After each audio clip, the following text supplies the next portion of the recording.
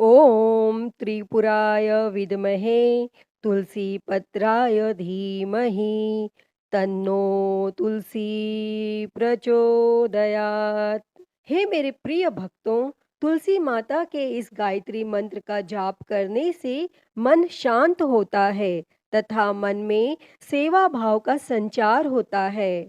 और इस मंत्र का ध्यान करने से गृह कलेश आदि बाधाओं से मुक्ति मिलती है। प्रिय भक्तगणों, आइए सुनते हैं अपरा एकादशी द्वादशी पारण के दिन तुलसी माता की कथा। जो कोई भी भक्त सच्ची श्रद्धा के साथ एकादशी का व्रत करते हैं और भगवान विष्णु का पूजन करते हैं, माता लक्ष्मी का पूजन करते हैं, माता तुलसी का पूजन करते हैं, शालिग्राम भगवान का पूजन करते हैं, तो उनके सभी प्रकार के पापों का नाश होता है। भगवान विष्णु को जो कि तुलसी अति प्रिय है और इसीलिए जो भी भक्त प्रत्येक दिन तुलसी माता का पूजन करते हैं, तुलसी स्तोत्र आदि का पाठ करते हैं और तुलसी वृक्ष के नीचे दीपक जलाते हैं, तो इससे माता तुलसी अपनी कृपा प्रदान करती है और भगवान विष्णु की भी कृपा प्राप्त होती है।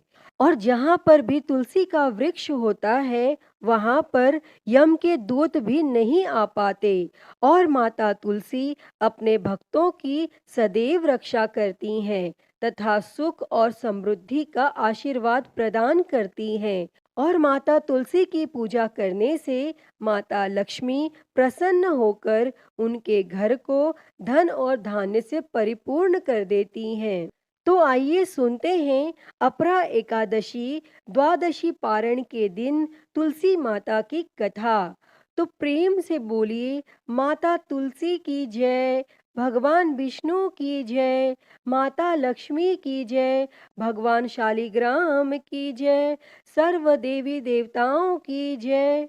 प्रिय भक्तों, माता तुलसी से जुड़ी हुई एक कथा बहुत ही प्रचलित है। श्रीमद् देवी भागवत पुराण में इनके अवतरण की दिव्य लीला कथा भी बताई गई है।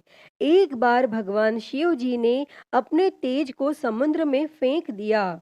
उससे एक महातेजस्वी बालक ने जन्म लिया। यह बालक आगे चलकर जलंधर के नाम से पराक्रमी दैत्य राजा बना।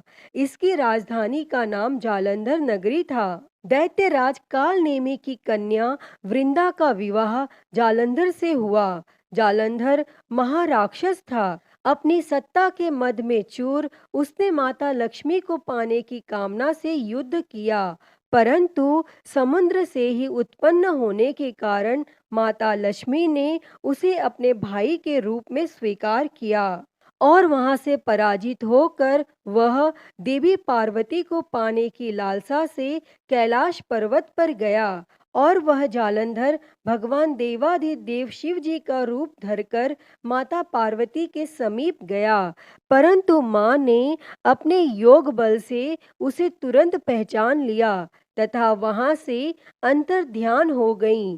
तब देवी पार्वती ने क्रुद्ध होकर सारा वृत्तांत भगवान विष्णु को सुनाया और जालंधर की पत्नी वृंदा अत्यंत पतिव्रता स्त्री थी। उसी के पतिव्रत धर्म की शक्ति से जालंधर न तो मारा जाता था और न ही पराजित होता था। इसीलिए जालंधर का नाश करने के लिए वृंदा के पतिव्रत धर्म को भंग करना बहुत जरूरी था।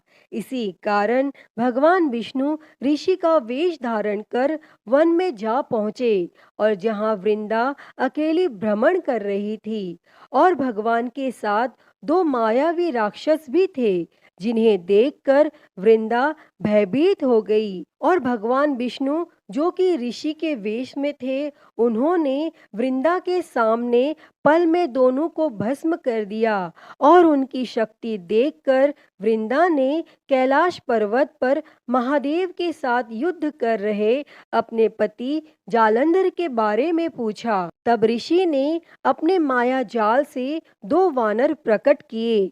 एक वानर के हाथ में जालंधर का सिर था तथा दूसरे हाथ में धड़।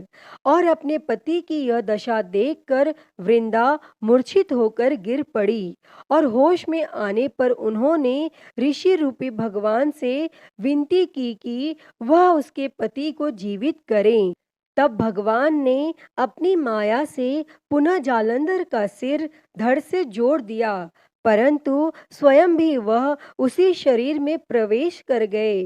वृंदा को इस छल का जरा आभास न हुआ। जालंधर बने भगवान के साथ वृंदा पतिव्रता का व्यवहार करने लगी, जिससे उसका सतीत्व भंग हो गया। और ऐसा होते ही वृंदा का पति जालंधर युद्ध में हार गया।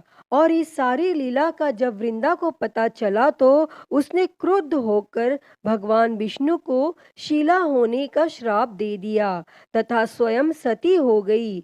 जहाँ वृंदा भस्म हुई वहाँ तुलसी का पौधा उगा।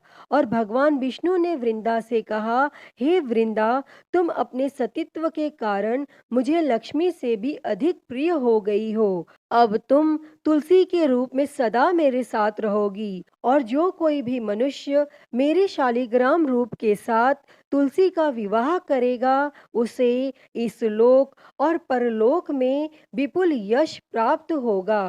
प्रिय भक्तों, जिस घर में तुलसी होती है वहाँ यम के दूत भी असमय नहीं जा सकते। गंगा व नर्मदा के जल में स्नान तथा तुलसी का पूजन बराबर माना जाता है। चाहे मनुष्य कितना भी पापी क्यों न हो, मृत्यु के समय उसके प्राण मंजरी रहित तुलसी और गंगा जल मुख में रखकर निकल जाते हैं। वह पापों से मुक्त होकर बैकुंठ धाम को प्राप्त होता है। जो मनुष्य तुलसी व आंवलों की छाया में अपने पितरों का श्राद्ध करते हैं उसके पितर मोक्ष को प्राप्त होते हैं। भक्तों, उसी दैत्य जालंधर की यह भूमि जलंधर नाम से विख्यात है। और सती वृंदा का मंदिर मोहल्ला कोट किशनचंद में स्थित है। कहते हैं इस स्थान पर एक प्राचीन गुफा थी जो सीधी हरिद्वार तक जाती थी। सच्चे मन से 40 दिन तक सती वृंदा देवी के मंदिर में पूजा करने से सभी मनोरथ पूर्ण होते हैं। तो आइए अब सुनते हैं तुलसी माता से जुड़ी हुई एक और कहानी। एक बुढ़िया माई थी। वह तुलसी माता को रोज सींचती और कहती कि हे तुलसी माता, सबकी दाता, मैं तेरा बिड़ला सींचती हूँ, मुझे बहू दे, पीताम्बर की धोती दे, मीठा मीठा घास दे, बैकुंठ में वास दे, चटक की चाल दे, पटक की मौत दे, चंदन का काठ दे, रानी सा राज दे, दाल भात का भोजन दे, ग्यारस की मौत दे, कृष्ण जी का कंधा दे। और वह बुढ़िया माई रोज तुलसी माता को सींचती और यही कहती। तब तुलसी माता यह सुन सुनकर सूखने लगीं।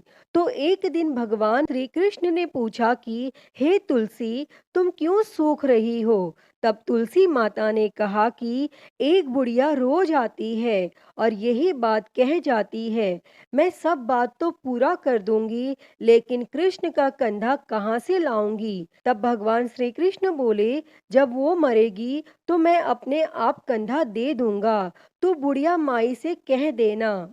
और फिर जब बुढ़िया माई मर गई सब लोग आ गए और जब माई को ले जाने लगे तो वह किसी से न उठी। तब भगवान एक 12 बरस के बालक का रूप धारण करके आए। तब उस बालक ने कहा, मैं माई के कान में एक बात कहूंगा तो बुढ़िया माई उठ जाएगी।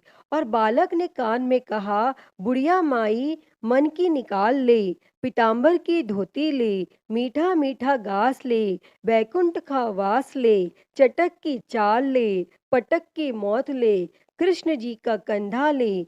तब यह सुनकर बुढ़िया माई हल्की हो गई। तब भगवान श्री कृष्ण ने कंधा दिया और बुढ़िया माई को मुक्ति मिल गई।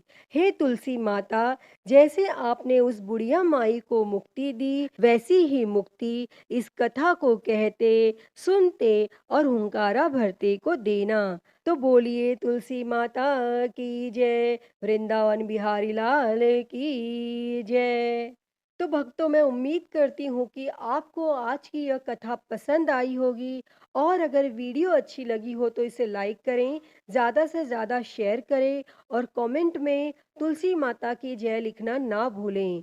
और हरिहर भक्ति चैनल पर आप नए हैं तो इस चैनल को सब्सक्राइब कर नोटिफिकेशन बेल को ज़रूर ऑन कर लें। हर हर महादेव। धन्यवाद।